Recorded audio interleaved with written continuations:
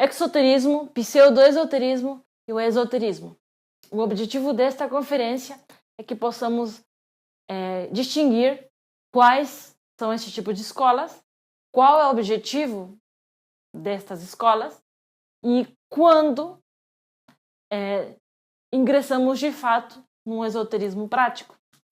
O esoterismo com X, o exoterismo, significa o conhecimento exterior, conhecimento externo, que ele é recebido através da nossa personalidade. Se recebe em livros, se recebe em conferências, em vídeos, com outras pessoas, etc. Quando se recebe este conhecimento, o conhecimento oculto no mundo físico, nos abrem dois caminhos. O caminho da crença, que nos leva direto ao fanatismo e à mitomania do pseudo-esoterismo, e o caminho do prático. O prático, o estudante, que mostra obras dentro desses três fatores para a revolução da consciência. Ele vai ingressar numa etapa mesotérica, onde o conduzirá ao esoterismo. Então, é bem simples. Aqui encontramos a frase de mil que me buscam, um me encontra. O pseudo-esoterismo significa o falso conhecimento interior. Ele é dado e ele é recebido através do ego.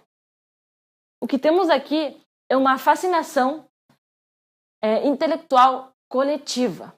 O que temos aqui é um comércio de almas, onde se comercializam livros, tudo relacionado com esse falso esoterismo.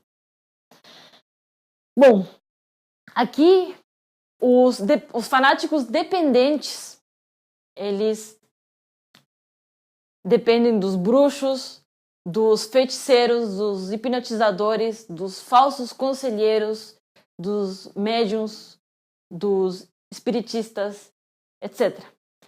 Este tipo de magos, de bruxos, eles estão em todas as partes do planeta.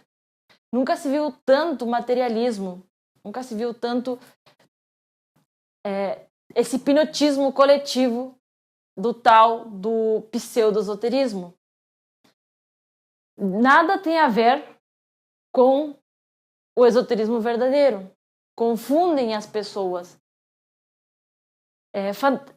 Colocam fantasias e acreditam em coisas absurdas que nada tem a ver com o caminho do esoterismo, o caminho oculto. Então, como distinguir uma escola pseudo-esotérica? É da seguinte forma: eles cobram pelo conhecimento. O dinheiro, a moeda, está sempre no primeiro lugar. Eles cobram. Quando vocês entram em uma escola que diz que é esotérica e eles cobram por isso, já vocês devem saber que estão entrando numa escola falsa, porque o conhecimento jamais deve ser cobrado, jamais é cobrado. Então, esse é o primeiro erro. E é muito fácil a diferença que eles cobram. Existe a moeda, o dízimo, ou como vocês queiram chamá-lo. Essas escolas pseudo-esotéricas, elas não ensinam os três fatores para a revolução da consciência. Não ensinam a morrer, não ensinam a nascer e não ensinam a sacrificar-se pela humanidade. Eles ensinam, eles falam que todos os caminhos conduzem a Roma, sendo que, de fato, somente um caminho conduz ao amor, que é o caminho do Cristo. O Cristo mesmo disse: eu sou o caminho, a verdade e a vida. Ninguém chega ao Pai senão através de mim. Bom, outros detalhes para vocês distinguir essa escola pseudo-esotérica é que eles confundem o esoterismo com livros, eles confundem com objetos, com os talismãs, pedras, com trabalhos relacionados. Eles ensinam a despertar poderes, eles ensinam a despertar os chakras, eles ensinam a manejar esses objetos como talismãs, pedras, as leituras, o tarot, as mãos, etc.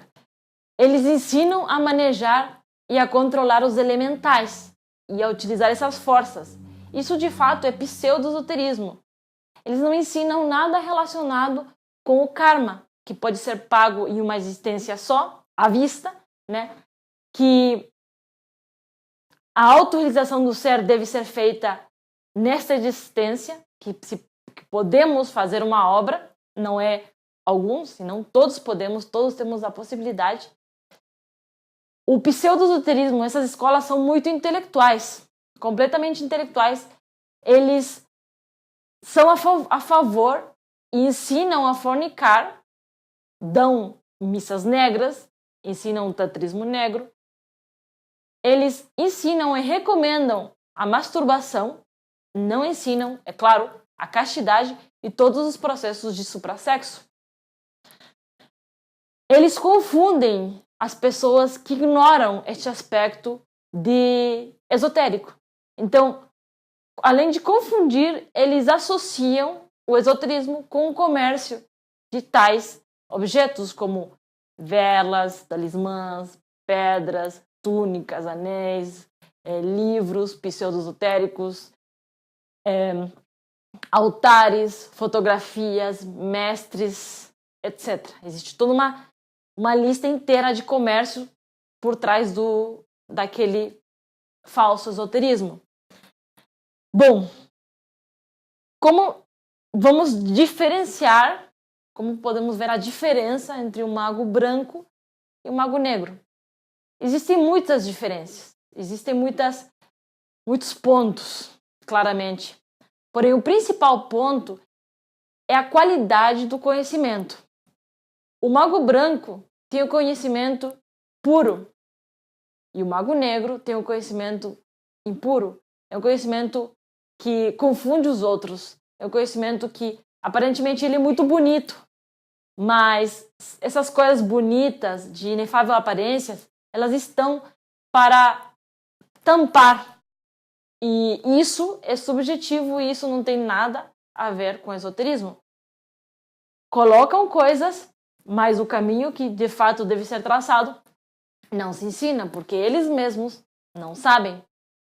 Então, essas escolas pseudo-esotéricas, elas robustecem e têm grandes afinidades com os fanáticos e os mitômanos.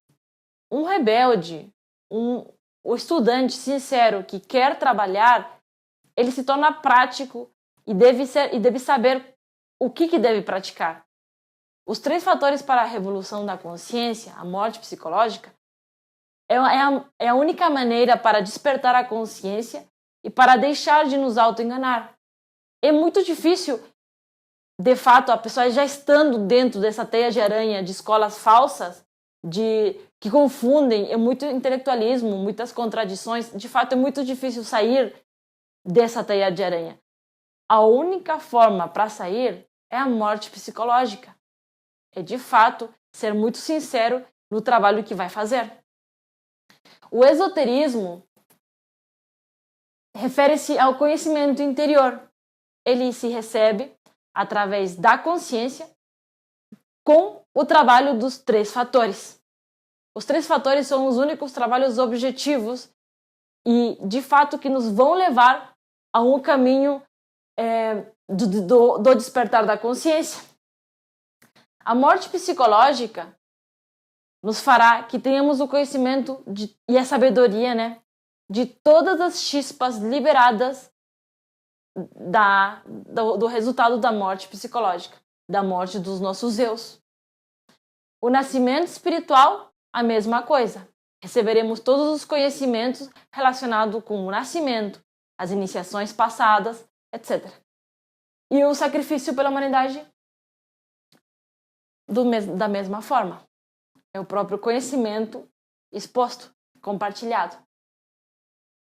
O conhecimento interior, o conhecimento oculto, o esoterismo, ele se dá quando o estudante está de fato praticando os 3 fatores.